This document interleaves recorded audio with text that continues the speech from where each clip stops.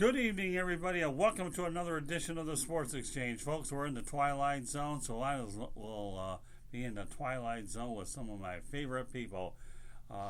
Charlotte Bat CEO Rick Curti's in the house talking about the XFL Week 3. Rick, are we in the Twilight Zone or what? We are in the Twilight Zone, definitely. All right, well, let's see whether or not Cardale Jones is in the Twilight Zone. I know you went on social media predicting an upset that the LA Wildcats would beat the DC Defenders, and indeed they didn't just beat them, they annihilated them. Yeah, that was, I had the Wildcats win because they looked a lot better with their defense since they fired their defensive coordinator. And now the head coach, Winston Moss, as they call him, the defensive plays. And they look a lot better, and I just thought, well, they're due for a win. Washington will be on the road. And so I had the Wildcats beating them, but they didn't just beat them. They annihilated them. They were like the Tyson Fury, and they were like Deontay Wilder. They just obliterated them. And it was I didn't expect that bad of a beatdown. They from the beginning to the end, they just destroyed them. So it was a great win for the Wildcats. Why? How appropriate is it that you would talk about boxing when connected with the XFL, since the Deontay Wilder and Tyson Fury? Now that you brought it up, we'll get back to the XFL. What were your thoughts about that fight? Oh, it was a joke, and Deontay Wilder's a joke. I mean, if you lose, just be gracious about it. But right. When you make excuses, and I've heard them all. I've heard every excuse where I'm sick, or I got hurt, or whatever. To say that you didn't fight well because your costume was too heavy and it made your legs weak, I'm sorry. That's pretty pathetic. And he just got a beat down, and instead of just saying, hey, you know what, you got the best of me, let's do this again. But, I mean, and then he throws his trainer under the bus, he threw the towel in because he was getting a beat down. Right. And it's just a joke. He's a joke. He really is. And it's becoming like WWE, they come out on a throne, he comes out wearing this ridiculous costume. I mean, I want the days of Mike Tyson where you come out there with black trunks, black shoes, and a towel over your head. That's the days I miss.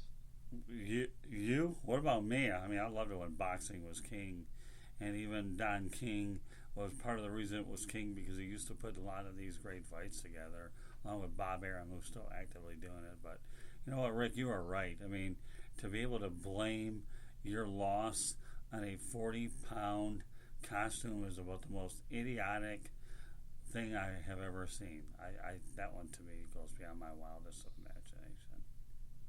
Don't get it, don't understand it. Yeah, that's just, I guess, the generation today, the society we live in, that we just make excuses all the time instead of just owning it up and say, I lost. Now we live in a society where people just make excuses, and it's just pathetic. I mean, he's just pathetic. I have no, I haven't followed boxing in years because of garbage like this, and I wouldn't even spend $5, let alone, what was it, like 80-some bucks to watch this ridiculous pay-per-view. What was that? What it was? Something like that. Heavyweight fights like the WWE now. They're bunch. It's ridiculous, man. I want to see Holyfield, Lennox Lewis, Mike Tyson. Given the days of Riddick Bowe, given the days, I'd rather Andrew Galata, whoever. Right. But the heavyweight division is a complete and utter farce. Well, believe it or not, whether you like it or not, you're going to get the trilogy. These two guys are going to fight again. I've heard talk about July or maybe even into September when the Raiders Stadium is completed. But whether we like it or not, these guys are going to probably draw, and they'll probably get a bigger gate, especially if there's a stadium that will hold a lot more people. Can you imagine, though, when that stadium is completed in Las Vegas, how many people they could actually put into that facility for a fight like this? They'll pack it. They'll set records. Yeah. Absolutely. So, all right, we'll go back to the XFL. What were some Okay. other things that stood out in your mind over this weekend? Houston is sensational. PJ Walker is the face of the XFL. He's the runaway MVP.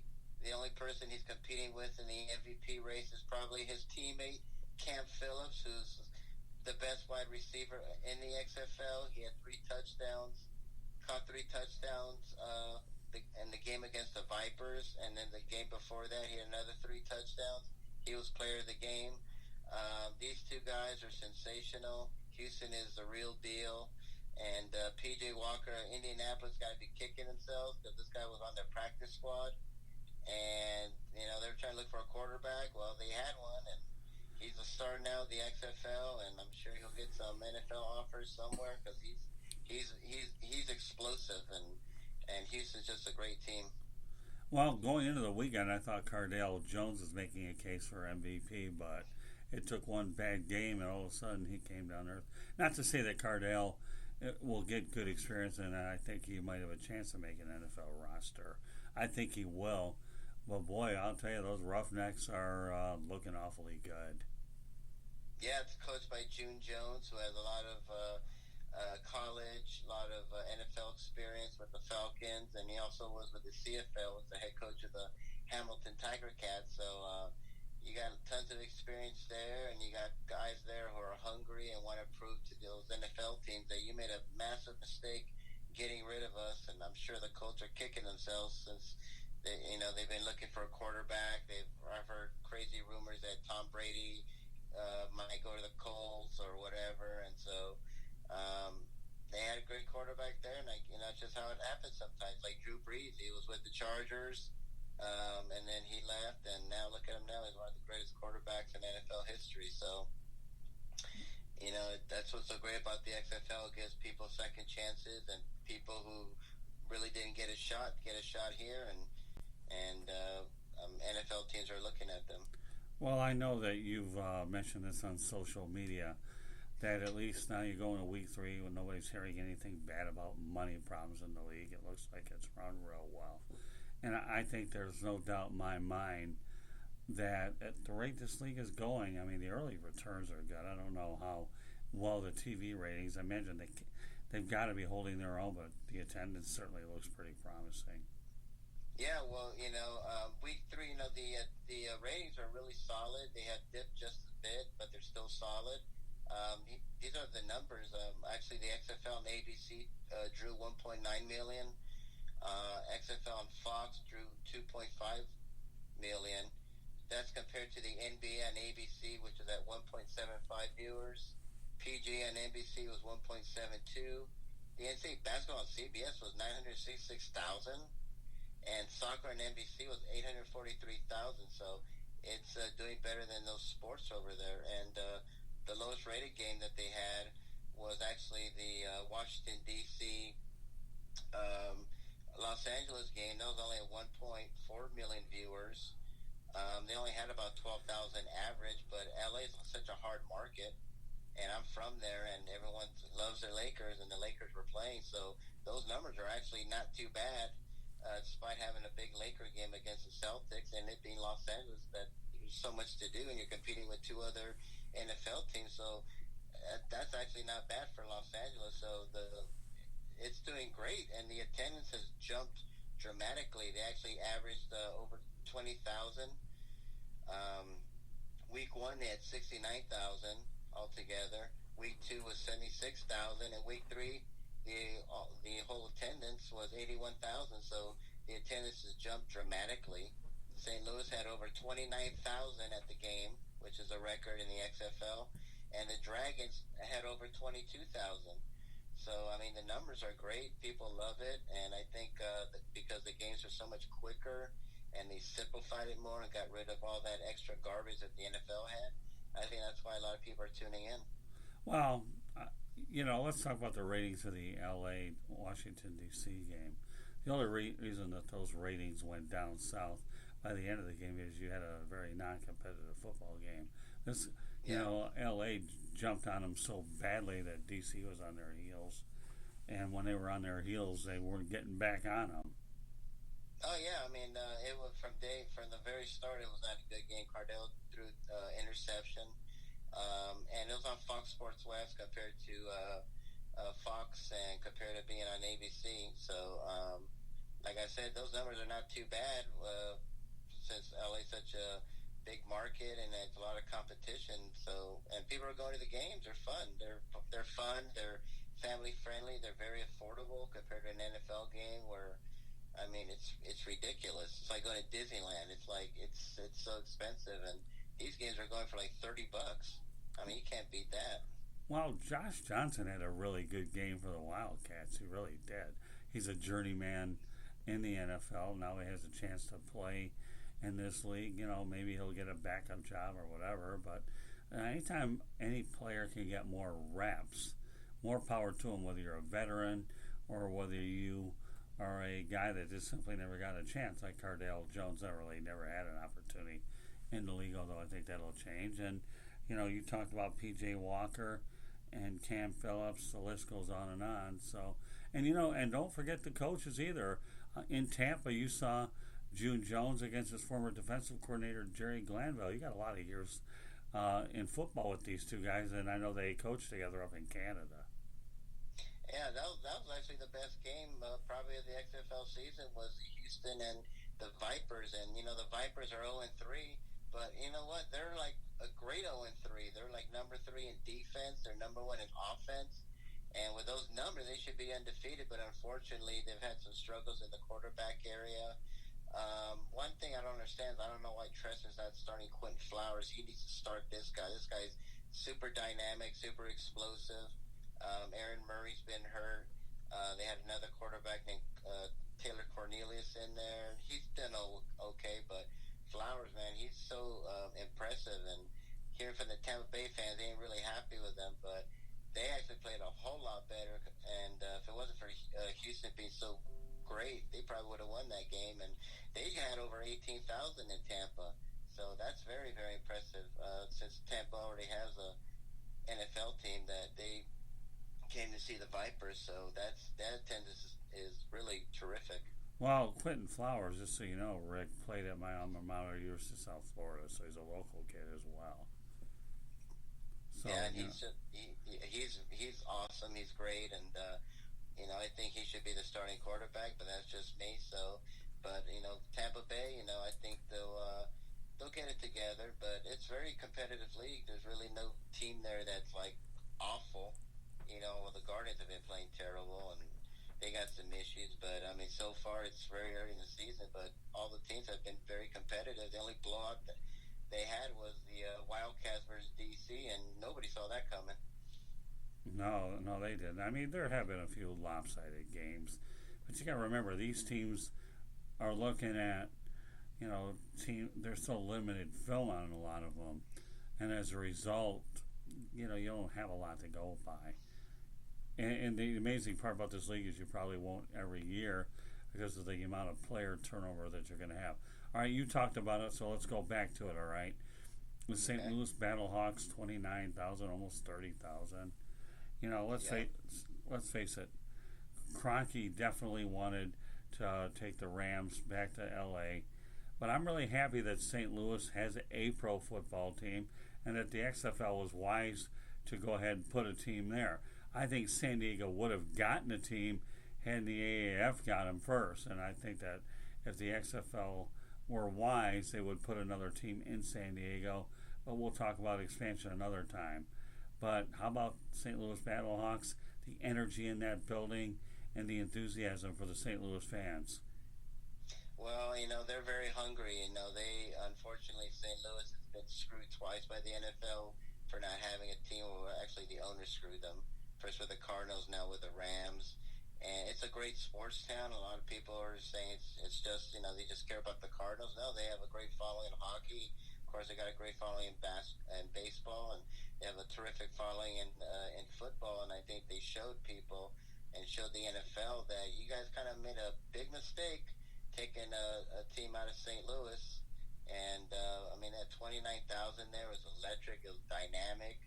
Um, Not a surprise that St. Louis will probably be leading in all of attendance, and they're leading in merchandise. And People have embraced the Battlehawks, and they were sensational on Sunday. To me, they're the second best team next to Houston in the XFL. And Jordan Tiamau, probably got his name right, the throwing Samoan, he's sensational. And I know there's a lot of NFL teams looking their chops, looking at him. He can throw, he can run, and he's so incredibly intelligent. So, and for someone that young, he's someone to be looking out for as well.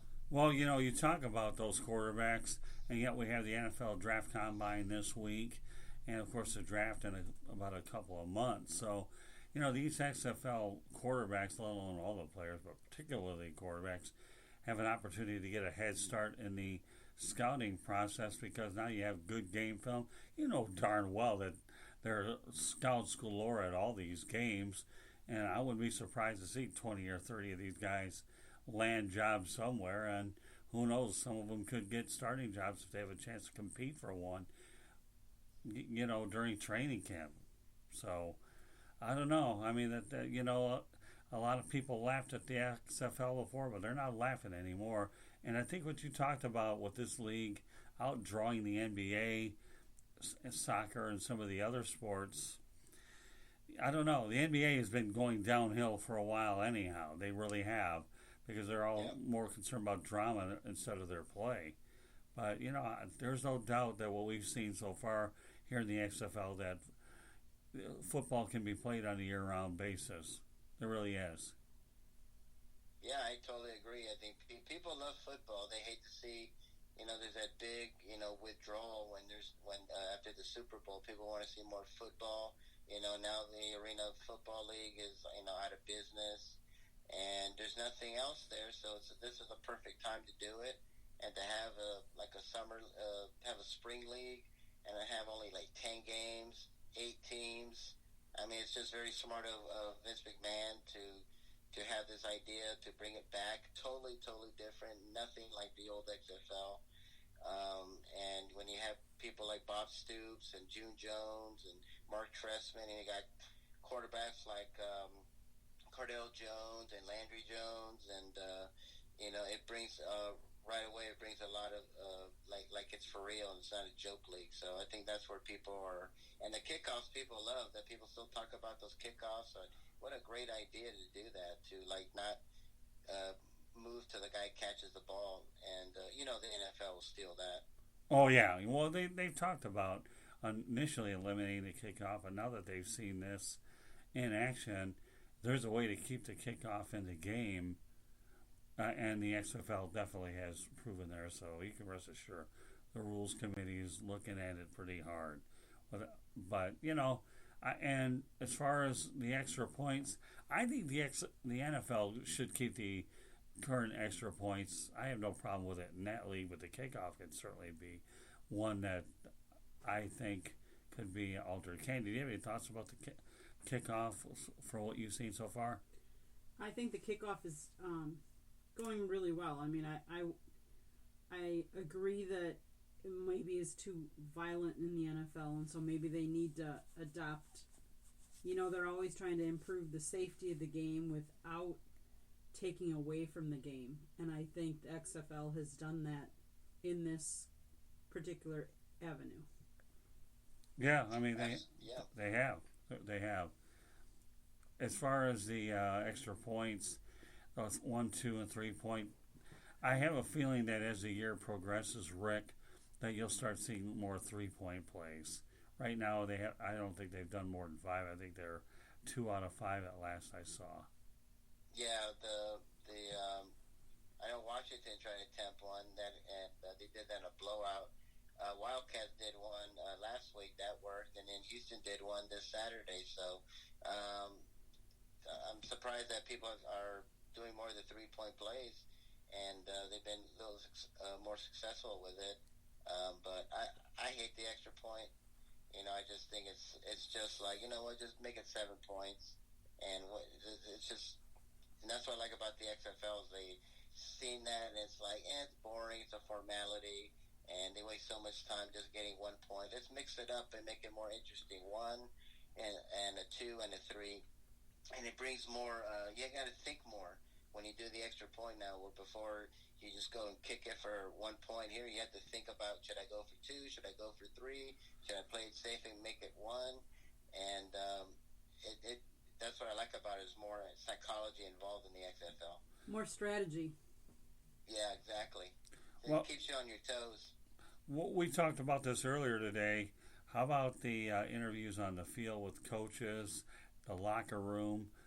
I think that's really unique, and of course the play calls from the booth. There's a lot of different elements that are a pleasant surprise to see them in action. Oh yeah, I love the 10-minute half times. I hate half time, so I'm glad that it's only 10 minutes. I love when they go in the locker rooms and talk to the players and the coaches, and you can see them drawing up their plays. And that's one thing I love about this league, that you can hear the play calls, and you have like great announcers like Greg Olson, or you have just other analysts up there that just tell you, okay, this is what they're going to run. See, when he calls that play, this is what this means. And you're like, wow, okay. And it kind of gives you that inside look of like, about how to call a game. It's a lot of, it's just a lot of strategy involved, a lot of psychology involved. And the XFL takes you in depth on it, where in the NFL, they don't want to show you anything. There's more transparency in the league as well, which I like a lot. And the officiating's a lot better. And they just do everything they can to just make the game better and quicker, not taking anything away from the game, but just making it like kind of like getting rid of all that extra time away, and just condensing it and making it just shorter, and it's been great. The games have been like 3 hours long. One of the games was 2 hours 45 minutes long. I haven't seen a game over 3 hours long yet in the XFL, so that's what I like about it as well. Yeah, well, that's true. Now, are there any particular announcers that you've seen so far that you like? Oh, I love Greg Olson. He's sensational. Was it Joey Galloway? He's on there. Right. They're all great on there. Kurt Menefee's great on there with Fox. Right. I love Brock Heward will be out on there. He's a sensational announcer. I love watching him when he does college, because he breaks down every single play. He's doing that down there, and he's doing the reporting. So I'm very, very impressed with Greg Olson. I mean, if Monday Night Football is looking for an announcer, you got your man right there. He's just signed with the Seahawks for 1 year, but after that, he'll be a great announcer. I could totally see him on Monday Night Football. And Greg Olson is a guy that's just a great guy, and is professional, a lot of respect. And I mean, that man, it's amazing. It just, the way he calls the game, he breaks it down, and he explains to the audience what they're doing, and it just makes the game more simple and more easy to follow. Well, the guy I actually like is Greg McElroy. He's available right now for Monday Night Football. I don't know if they're going back with McFarland again, but I think if they were smart. Oh. Yeah, I hope they get rid of him. Yeah. I'm so sick of him with that stupid little, I don't know, that apparatus that he's on. And I mean, he's like, well, the team that scores the most points will win. And you're like, yeah, no kidding. I mean, it's just like, get rid of him, please. Yeah, well, Greg McElroy has caught my attention. I think he's done a good job. Yeah, he's great too. Yeah, I mean, if Monday Night Football needs an immediate answer, call Greg McElroy. He's shown me quite a bit. It's not like they haven't. They don't have any decent announcers. I think Tom Hart is paired with Joey Galloway. Now that you brought it up, and Steve Levy's steady, and we know Kurt Menefee's a pro. Absolutely, it's just great. This league, what it's doing, and like I said, when you hear the names that came in, I think people were like, oh, okay, so it's not like the old XFL where he had The Rock and Jim Ross. I said, nope. I heard his press conference, Mr. McMahon, and he said, you won't even see me, let alone people from wrestling. And we're going to get the best people. Hiring Oliver Luck as commissioner was the best hire in all of sports. He's the best commissioner in all of sports right now. And like I said, the game is just a lot better, and they have big names, great announcers, and it's great to see all these other players getting second chances, and other teams that overlooked them, like like PJ Walker. He's the runaway MVP right now. Yeah, he looks awfully good. All right, we got a couple more minutes to go, so it's your opportunity to promote what you're doing out in Charlotte and how everybody can get a hold of you. You can contact me on our email at charlottebatsbaseball@gmail.com. Check out our website at www.charlottebats.com. We actually have a petition on there as we're trying to bring Major League Baseball to Charlotte, North Carolina.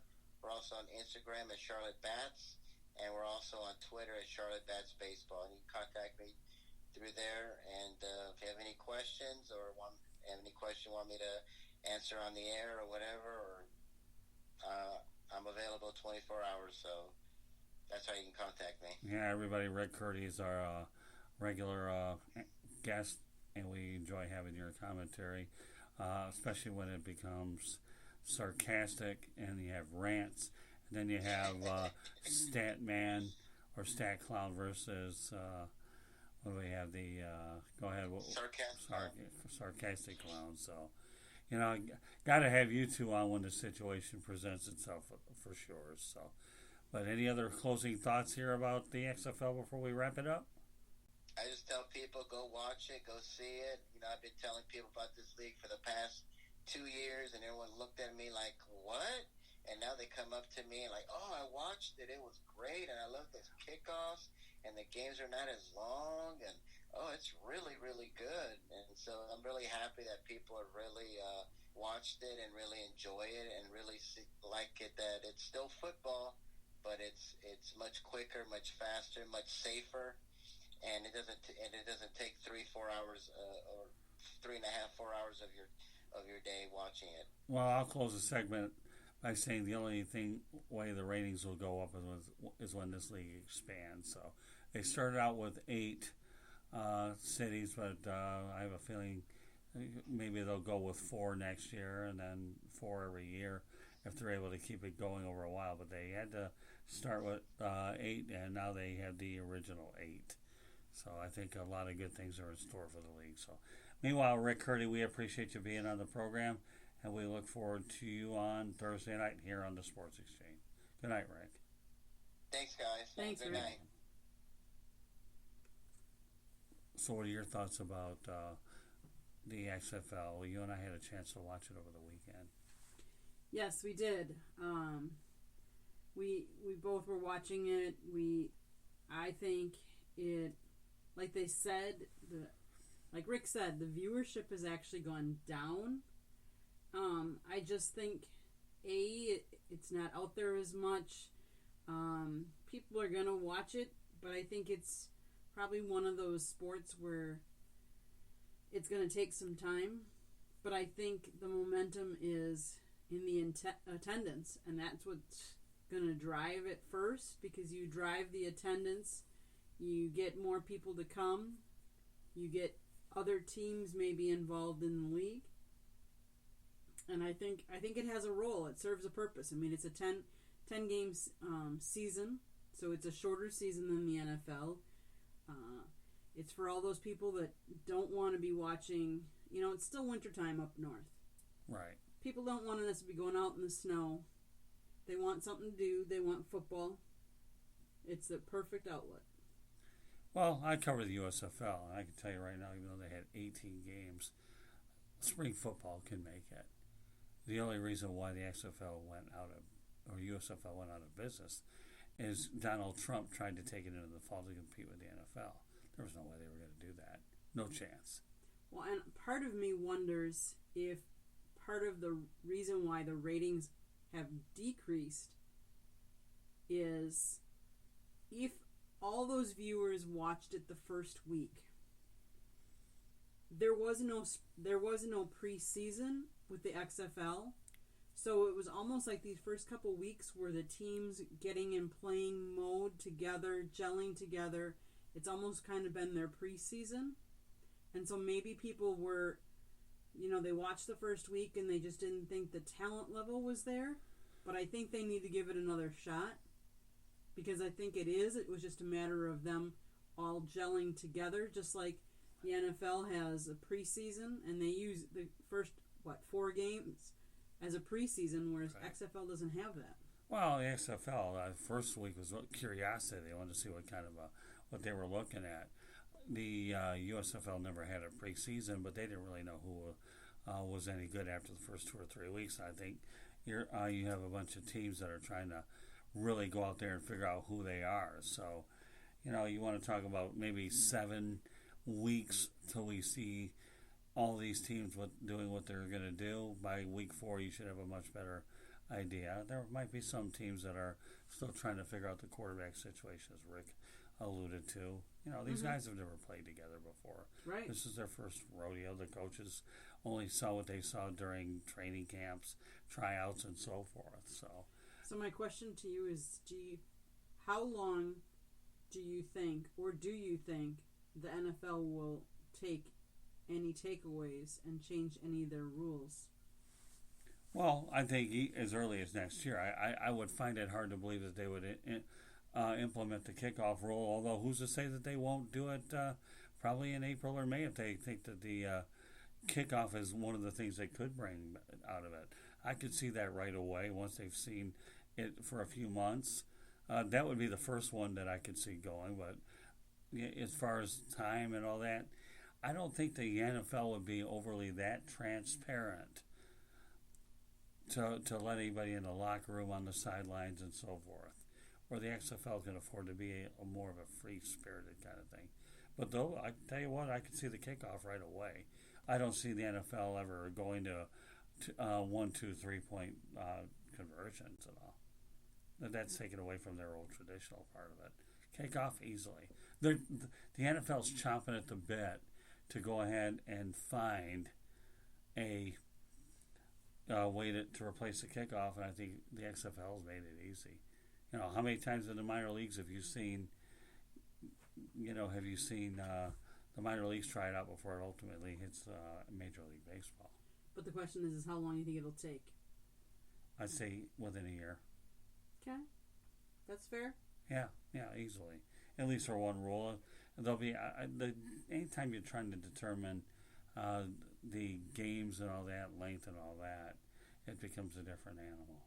So I agree, and they're always looking for ways to improve.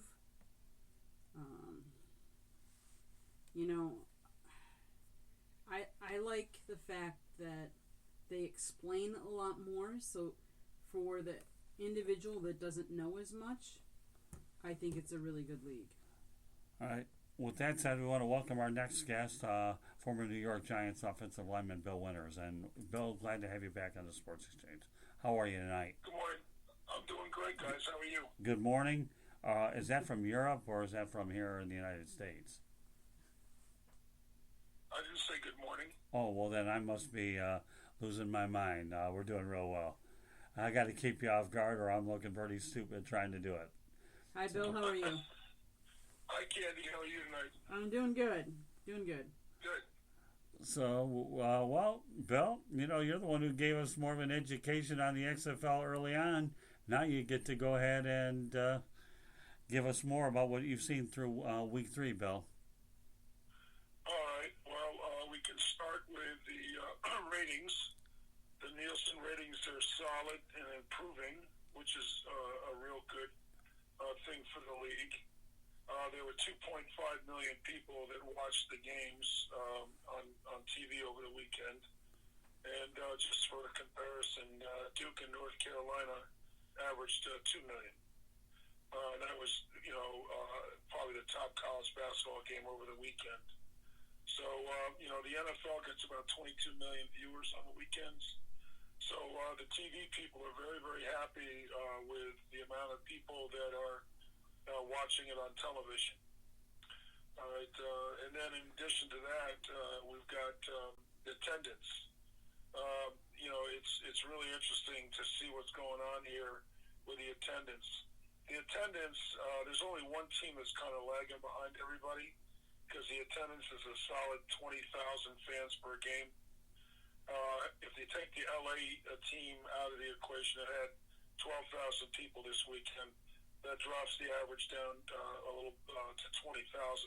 But if you take LA out of the equation, the average attendance was 24,000. St. Louis is a real good football town. They had close to 30,000 plus at their game. So things are looking good for attendance-wise and ratings. So that's really good for the league, for its future, because the TV people are sitting back wanting to see how this league is going to play out before they commit large amounts of money for next year. Well, I mean, Los Angeles, at least on Sunday, you had the Lakers and the Celtics playing in town. You know they're always going to put 18, 20,000 people at Staples Center. But you take away the LA market, you take away the number two media market in the country. So, you know, and the stadium's out in Carson, California. I don't know how accessible it is compared to other parts of LA. You know what I mean? And it's not like the Chargers do very well in that stadium either when they were out in Carson. LA is the toughest market for sure. I mean, the officials know that. However, I will tell you this: LA played really well this past weekend and took the Washington Defenders, which are supposedly at the time the best team in the league, and they just gave them an ass whipping. And I think one thing I've noticed statistically is the top four quarterbacks: P.J. Walker, Landry Jones, Josh Johnston, and Cordell Jones are in the top of the XFL statistics. So this is a quarterback-driven league, and it was nice to see Josh play lights out. You could see the difference in the Wildcats versus the first 2 weeks. So they're a team to be reckoned with moving forward. They played great defense. They're great special teams. They ran the ball real well. But Josh was a difference because I think he's one of the better quarterbacks in the league. So this is a long season, even though it's 10 games. With 3 games into the season, I don't think there's any clear-cut favorite. Everybody liked the Roughnecks to begin with and D.C., but Houston was lucky to get out of Tampa with a win, and D.C. had its head handed to them. So, you can clearly see that even though the L.A. market is kind of lagging behind a little bit, if they start winning games, I'm sure people will come out. Because LA is a tough market to crack. Oh yeah, without a lot of distractions. Well, you talked about St. Louis Battlehawks. Let's go back to it for a moment, okay, Bill? You hated to see the Rams go. Kroenke was looking for a money grab out there, but I'm really happy that St. Louis did get another football team. Oh, for sure. It's a great sports town, and it's probably going to be one of the better teams in the league as far as attendance and ratings. For sure, it's only going to get better over there. They seem to really like the team a lot. Well, Houston's not doing so bad either, and I'm happy that the Dallas entry is playing at the Rangers' old ballpark. So they're in a pretty good first-class facility as well. Oh yeah, and they've redone all the stadiums so they're football kind of orientated. So even when you play the Dallas team in the old Ranger Stadium, it won't look like a major league ballpark because of the way they did the field and everything else. So Dallas has got their own football stadium, which is kind of nice. Yeah, it's amazing. I've said this many times, Bill, and I'll say it again. I hate to see stadiums that are under 30 years old get the wrecking ball before their time is up, because that was a waste of money to build it in the first place. And for what Dallas did, and I'll take it a step further, what Atlanta did with the Braves' old ballpark and turning that into Georgia State University's football team, at least those two municipalities got it right. They really did. There are a lot of these MLS stadiums have been built and are being underutilized because, like Columbus and one or two other MLS teams, they have these MLS stadiums specifically designed for soccer, but all of a sudden the fans aren't really coming out like they used to. I think when we were talking about the Chicago team the other day, they used to play at Soldier Field, and then they have a specific stadium, and they're moving back to Soldier Field because they're averaging around 14,000 fans there. It's kind of good for the XFL that they're going to have smaller stadiums to possibly choose if they should expand. Yeah, well, I mean, the MLS stadiums, what do they run, about 20,000, 25,000, Bill? For the most part? Some, about about that. Yeah. Right, but meanwhile, in one of the things that bothered me, and I know we talked about this before, is I personally think that if you build a soccer-specific stadium, it's a waste of money. And Detroit, they held that against Detroit when they had Ford Field there. All you have to do is just canvas off the top part, and so you have the ability to go ahead and add more later on. But yet they set the double standard in Atlanta, okay, when they went ahead and had the soccer stadium and then the Falcons. So to me, the criteria from one situation to another. I know in Charlotte, I think they're talking about playing at the Panthers Stadium. It was a Bank of America Stadium. So, to me, there should be a different set of rules. So, we talk about some of the quarterbacks, Bill. Quarterback P.J. Walker has done a really good job for the Roughnecks. I know Cardale Jones had a rough game. And the Battlehawks, any other players that stand out that could be indeed playing on NFL rosters come 2020? Well, there is a player, I'm looking for his name here. S.J. Green was brought in. He was the highest paid wide receiver in the Canadian Football League. And he lives in Seattle. So he got out of his CFL contract, and the Seattle Dragons picked him up. And the way this works is the team that had the worst week, statistically, what Seattle did the first week of the season, gets an opportunity to pick up a player. So they went up and got this S.J. Green guy from the CFL, who's been up there for 10 years. He's a legendary player up there and is the highest paid player up there at his position. And then they traded him to the Tampa Bay Vipers. So there are some guys that are going to be brought in during the course of the season to strengthen teams. I know that LA made some significant trades. The Johnson kid went to the Defenders. He's played in the league for a couple years. He was one of the Wildcats' best players, but they made a trade to the Defenders to pick up some corners, and it showed huge in the game against the Defenders. Because, Cordell Jones had a tough time throwing the ball because the receivers couldn't get open. So that's going to be an interesting caveat to watch these XFL teams get built, because they're going to be able to go out and draft a guy during the course of the season to help their team improve. So there's going to be a tremendous amount of parity and making the games exciting and pretty close through the rest of the season. You brought up an interesting point, so I'm going to expound upon this, Bill. All right? The Canadian Football League players, what do they get, like 55,000 to play up there? 65. Is that what it is, 65? Yeah, so, they just got a $10,000 increase. Okay, so 60, from 55 to 65. Right. Yeah. And what are the XFL players being paid? About 55,000? Well, no, what it is they get, I think, 1,086 if they get activated. Okay. I think it's another 2,200 if you get, are on the roster. All right, so if you're on the team, you get 1,086. I think you get 1,800 or 2,200 right in there. If you're activated for the game, and then if you win, so that's like $3,000. And then if you win the game, you get an extra 2,200. So if you go undefeated during the course of the season, you'll make $100,000. All right. If you lose every game during the course of the season, you'll make $50,000. So most of the guys are going to be averaging between, I would say, probably $65,000 to $80,000. Good. Because a lot of the teams are going to be 500. Right. So then you get another 8,500 for the playoffs. You get 2 playoffs for that, and then Vince hasn't come in yet and decided what he's going to pay the winning team if he should do so. They may not do that. So good. You made my point for me, Bill. Thank you. I appreciate it.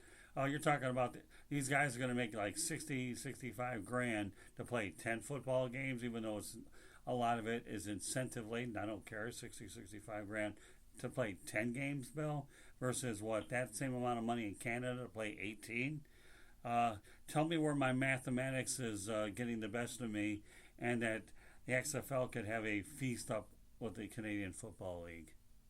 Oh, well, you can just see the CFL and the NFL. The NFL just held a regional they're going to hold a regional combine camp in March.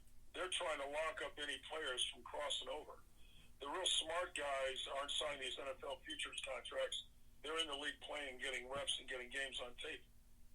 All right, I've got two kids that I coached in the NFL. Coached in high school ball.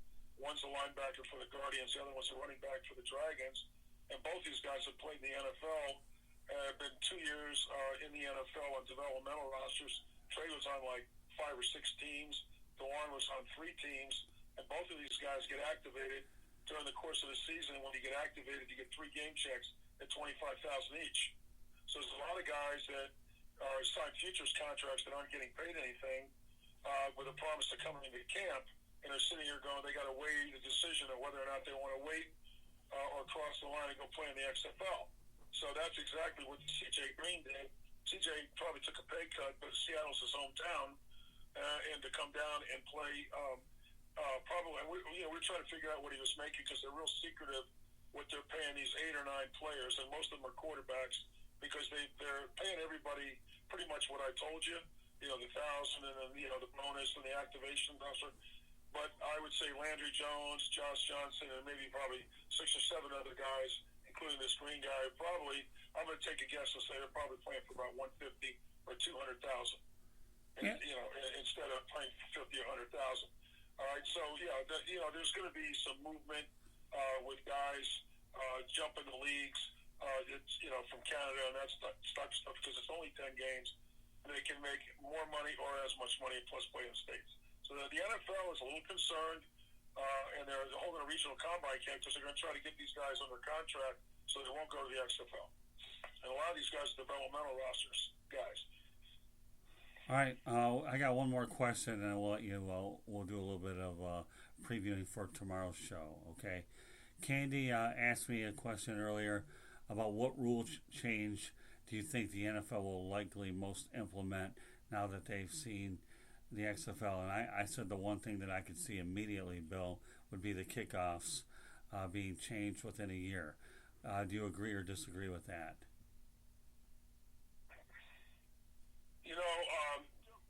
I'm going to disagree. Okay. And the reason I say it is, there has to be a distinction when you look at the NFL and the XFL. And I know there's a big, to do on player safety, but I was on the kickoff return team. I think that the kickoffs are fine just the way they are in the National Football League. I know the guys are running down there hell bent on leather, but this is football, so I don't think that that's going to change. But I think what the NFL will do is they'll look at instant replay. The NFL has really got a problem with the amount of time they've spent on these calls, reviewing this, and the number of flags that they're throwing. And what I noticed is the Super Bowl was a pretty good game. There weren't a lot of flags thrown. They didn't spend a lot of time deliberating on instant replay. So the XFL has done a pretty good job of being transparent and letting people see what they're watching and seeing how they made their decision and making it quick and getting it down to the refs so we're not ruining the rhythm of the game. And I think that's the thing that the NFL might incorporate is the ability to have a little better way of doing instant replay when they're reviewing these calls. All right, well, that's a fair point. There's certainly some issues with the officiating in the NFL, and they take such a PR hit every time things are wrong, even though you have the technology. So I could see your point there.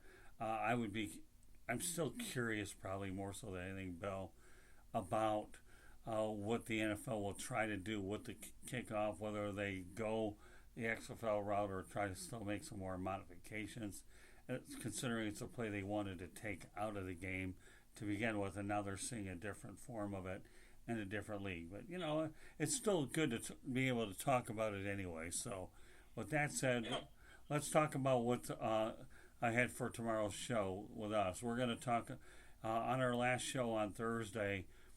You and I talked about busting the NFL, and you really got my wheels turning over the weekend, and I think it would be a very interesting thing to compare. So what your homework assignment is tonight, Bill Winters, okay, is to come up with your top 20, and I will come up with my top 20. How does that sound? All right. I think it'll be fun. And the one thing we always try to do with our show, Bill, is we try to go out there and make it fun, different, and interesting. And I think that comparing the top 20 busts of all time in the NFL will be pretty neat. And then on tomorrow's broadcast, Bill, we're going to each have our own definition of what the word bust is. No, we're not talking about the one that's in Canton, Ohio, where everybody can be proud of. We're talking about the ones that set franchises back. So, little food for thought. Sound like a plan? Well, if a number one draft choice can't play, that sets your franchise back a couple of years. Okay? Right. All right, one last thing I wanted to add since we're talking about the XFL, Sure. and we're going to talk tomorrow about the top 20 busts. Now, this is for football, right? Yeah. Yeah, well, definitely football, okay. NFL. I just wanted to add this. The attendance for the XFL, okay, is better than the Alliance. They're averaging more than 20,000 fans a game. However, we're looking, I believe, at expansion. There was, the XFL had overall attendance of 81,942 for its four-game weekend slate in week 3, with an average of just over 20,000 fans. Okay, so that the Alliance only drew 69,000. All right, fans for their debut. All right, so that is an increase. That was a pleasant surprise to the people that who were involved in the XFL, because they really were. We thought they were going to do attendance around 10 or 15,000. So when you're up, that much more, that's bonus. I wanted to just tell you the cities I think that look good for expansion. San Diego, which averaged 18,000 fans in the Alliance. The Orlando team, which averaged 19,234 in the Alliance, and San Antonio at 21,000. So I think that there's expansion, and I'm going to throw Chicago in there. So I think that those four areas, San Diego, Orlando, San Antonio, and Chicago, maybe an outside of San Jose, are probably cities that really want and are clamoring for XFL teams as we speak. Well, and they're being bullish on it, yeah. Well, they're really pestering the XFL to get in there. Well, to your point, let's face it, they all did draw well. And San Diego, before you came on the air, Bill, I told Rick Curti, and I think that San Diego should easily get a team without a doubt. I kind of wonder about some of the bigger markets being left out a little, since they'd be attributed to ratings, because then you're talking about a third team in Texas, although I could see San Antonio getting it. And then you also have, you talked about Orlando competing against Tampa. There's no doubt that they had a good franchise with Steve Spurrier calling the shots. So, I mean, I'll track this a little bit. I'll be curious to see how far on there. And don't forget about Birmingham. I think Birmingham, Alabama is a town that could probably benefit from a team as well. My sources tell me Birmingham is doing everything they can possibly do to get an XFL team.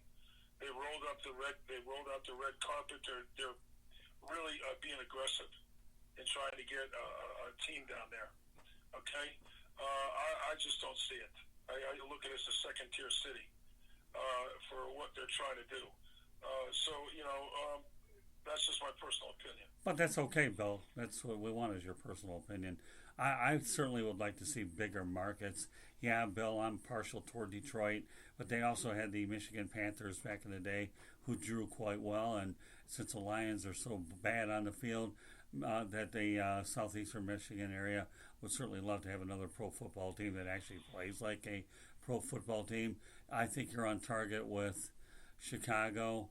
Boston and Philadelphia, I don't know, but we'll see. This is something we'll address another time. Well, a lot of it has to do with the stadiums too. Oh yeah, no doubt about it. So there's some of